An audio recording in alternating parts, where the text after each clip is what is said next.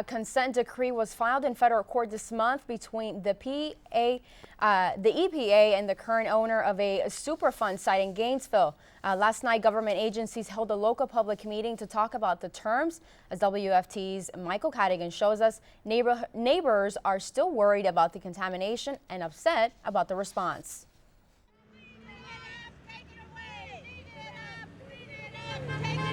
Protesters gathered outside Stephen Foster Elementary School last night to talk about the Cabot Copper Superfund site.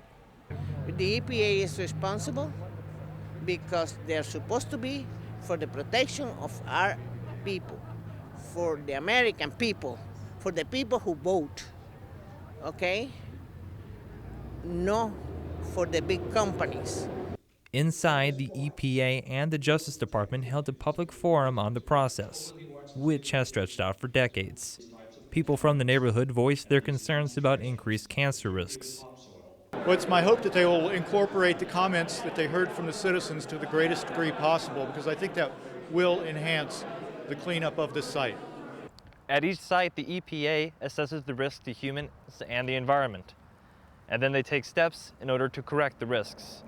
According to the EPA's website, the site behind me, human exposures are under control. The EPA also addressed people's concerns about potential health risks. Even if the comments that we received tonight weren't necessarily related to the consent decree itself, it helps us to gauge moving forward areas where we need to be thorough in our communication, to bring the community involvement further into the piece.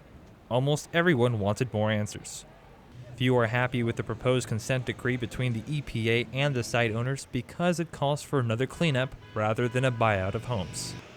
Michael Cadigan, WUFT News. If you missed last night's meeting, you have until March 15th to send an email or letter to get your comments on the record. The easy way to start is to visit the Alachua County government website, choose County Department's Environmental Protection, and you'll get to see a featured section of COPR's info and links.